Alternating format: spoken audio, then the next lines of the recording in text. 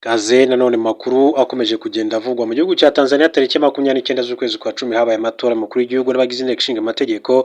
Ni amatora yakurikiwe n'imvururu y'imyigaragambyo mu mijyi itandukanye muri iki gihugu cya Tanzania, aho abiganjemo abatavuga rumwe n'ishyaka riri ku butegetsi rya Chama cha Mapinduzi, cyane cyane mu ishyaka rya Chadema cyangwa se bashyigikiye ishyaka rya Chadema, ritigeze ryitabira aya matora bitewe n'uko umuyobozi mukuru waryo Tundu Lissu yari afunzwe akurikiranyweho ibijyanye n'ubugambanyi.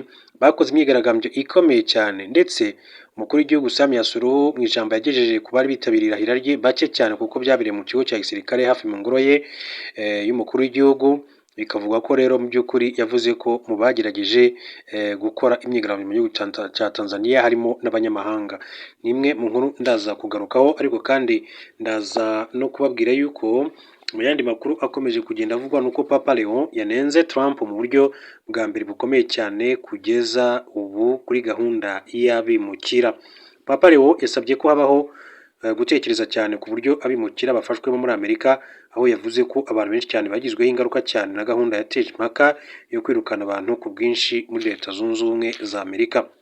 Uyu rero akaba muri kumwe mu kunenga cyane ubutegetsi bwa perezida wa Amerika Donald Trump kubayeho kugeza ubu. Papa Leon akaba na papa wa mbere wavukiye muri Amerika, yanaburiye ko kuba Amerika irimo kumisha ibisasu ku mato yo muri Venezuela akekwaho gutwara ibiyobyabwenge biteje ibyago byo kongera ubushyamirane muri ako karere. Ubwo yagaragaraga ngo avugire imbere ya za kamera za televiziyo zinyuranye hanze y'inyubako aruhukiramo ya Castel Gandolfo mu majyepfo ashyira uburasirazuba bw'i Roma, akemera gusubiza ikibazo kimwe cyangwa se bibiri. Papa Leo wa 14 yavuze ko hari abantu babaye muri Amerika bababaye cyane. Yavuze ko abo bantu barimo abamahamaze imyaka n'imyaka batateje ibibazo na rimwe, bagizweho ingaruka zikomeye na gahunda ibezanguni ya Trump ijyanye n'abimukira. Avuga mu Cyongereza byatumye rero yigirira mu buryo butaziguye ku bari muri Amerika. Yongeye kandi gushimangira ukwemera Gatolika, kuvuga ko buri mukristu amaherezo azacirirwa urubanza hashingiwe ku kuntu yakiriye umunyamahanga.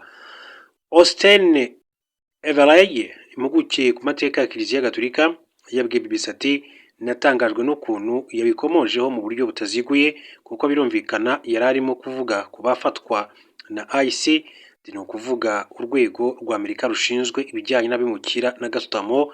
Yongeye ati birakomeye cyane. Mbere amaze gutorerwa kuba papa muri Gicurasi ni kwa mu kwezi kwa 5 uyu mwaka, amagambo Papa Leo yavuze icyo gihe ajyanye na politike mpuzamahanga yari arimo ukwigengesera cyane. Nuko mu kwezi gushize akoresha ijambo si bya kimuntu ubwo yakomozaga kuri gahunda iyobowe na Trump yo guhashya abimukira, ahungabanya abanyagatolika bakomeye cyane ku mahame ya kera y'iryo dini bo muri icyo gihugu Papa ubwe avukamo. Bari bakiranye yombi Papa umunyamerika, bari babonye Papa Leo wa 14 nk'inshuti nyuma y'umubano urimo ibibazo uwo yasimbuye Francis wigeze kuvuga ko Trump si umukristo kubera ko yubatse urukuta ku mupaka na Mexico wo gukumira abimukira. Everway yampuguke ku mateka ya Kiliziya Gatolika yagize ati ubu rero barimo gukanguka bakabona ko Leo wa 14 atazahindura inyigisho za Kiliziya uko babishaka.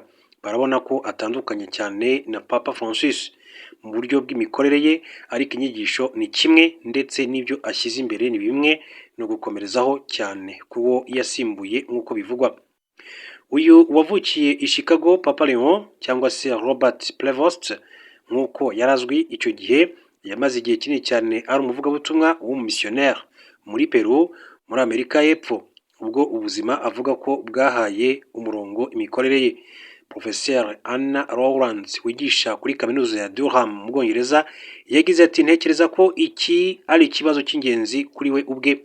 Yabaye mu bihugu byagizweho ingaruka n'izi gahunda, ndetse yahawe ikaze we ubwe nk'umwimukira. Urebye yari musenyeri w'umwimukira. Mu nyandiko ya mbere ikomeye cyane yasohoye yatangaje mu kwezi gushize, Papa Leon yahishuye ko ibibazo by'ubukene n'abimukira bizaguma kuba izingiro ry'ubuzima bwe nka papa. yashimangiye ubwo butumwa mu nama iherutse kubera i Vatican yagiranye n'abasenyeri bo muri Amerika. Professeur Lawrence yavuze ko Leon atanga igisubizo gishyize mu gaciro byuzuye ku bijyanye n'abimukira, gishyize mu kuri nta guca ku ruhande. Mu gukomoza ku migenzo wa Kiliziya Gatolika kuri iyo ngingo umaze imyaka irenga 100, uyu mwarimu wo kuri kaminuza ya Durham yavuze ko ibyo birimo nko gutuma hubahirizwa uburenganzira bw'imiryango bwo kubana no kurinda ibyo imiryango ikennye mu buryo bwa roho. Papa rero we ubwe yashimangiye iyo ngingo ya nyuma ubwo abanyamakuru bamubazaga ku kigo cy'abimukira kiri hafi y'i Chicago. Amakuru avuga ko abahafungiye babujijwe guhabwa ubukaristiya. Abantu benshi cyane bibasiwe mu bikorwa byo gushaka by'urwego rwa IC n'abanyagatolika bakomoka ku mugabane wa Amerika. Papa rero yagize ati rwose nasaba abategetsi kureka abakozi b'abavugabutumwa bagakemura ibyo abo bantu bakeneye.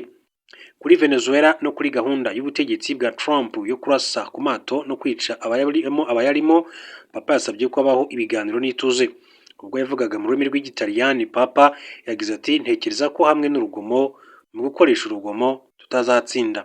Yumvikanishije ko kohereza amato y'igisirikare cy'Amerika kirwanira mu mazi akajya hafi ya Venezuela birimo kongera ubushyamirane aho gukora mu kurinda amahoro. Amezi 6 nyuma y'uko atowe mu buryo bwatunguranye, umuvuno wa Papa Leo urimo kugenda urushaho gusobanuka, ndetse n'akamenyero ke ko gusura inyubako ya Castel Gandolfo yirindwaga na Francis nabyo byazanye gukorera umucyo gushya mu gihe cy'imyaka abanyamakuru byabasabaga gutegereza ko Papa azagira uruzinduko mu mahanga, bakaba aribwo bashobora kuba bamugera hafi ngo bamubaze ibibazo. Everett yagize ati iyo Papa avuze ashimitse cyane nk'uku rwose bishyira igitutu ku butegetsi bwa Amerika, by'umwihariko ku bavuga ko ari abanyagatolika. Kugeza ubu Leon yirinze kwishora mu bijyanye na Trump. Birashoboka ko ubu arimo gufata icyo kigeragezo nk'uko amakuru akomeza kugenda bivuga. Muri Tanzania, indorerezi z'umuryango wa Afurika yunze ubumwe zatangaje ko amatora yabaye muri Tanzania tariki 29 Ukwakira 2025 atakurikije amahame ya demokarasi ajyanye n'ubwisanzure mu matora, ndetse yahise avukamo imyigaragambyo yahungabanyije umutekano w'iki gihugu. Iyi raporo yatanzwe kuwa 5 Ugushyingo 2025 bikozwe n'itsinda ry'indorerezi 72 zari zoherejwe n'umuryango wa Afurika yunze ubumwe. Yagaragaje ibibazo birimo uburiganya, guhagarika internet, gukoresha ingufu nyinshi za gisirikare n'ibyaha birimo gushimuta abantu mu nyungu za politike. Indorerezi zavuze ko amatora atubahirije amahame y'umuryango wa Afurika yunze ubumwe n'amategeko mpuzamahanga, ndetse ko yakozwe mu buryo butari bwo, bigatuma ubwisanzure bw'abatora buba buke. Iyo raporo igira iti mu igenzura ryakozwe umuryango wa Afurika yunze ubumwe usanga amatora muri 2025 muri Tanzania atabahirije amahame y'umuryango wa Afurika yunze ubumwe n'amategeko mpuzamahanga agenga amatora ya demokarasi.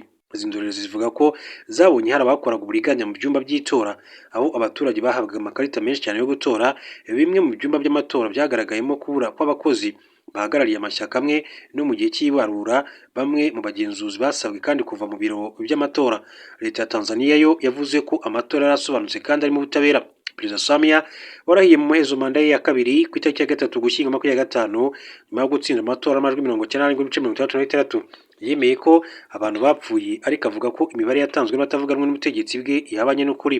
Iyi raporo yasoje ivuga ko Tanzania yakagombye gushyira imbere impinduka mu matora y'imikorere kugira ngo ikemure imizi y'ibibazo bya demokarasi ndetse n'ibindi byagaragaye imbere y'amatora mu gihe cyayo ndetse na nyuma yayo. Reka amashimire, mifurize gukomeza kugira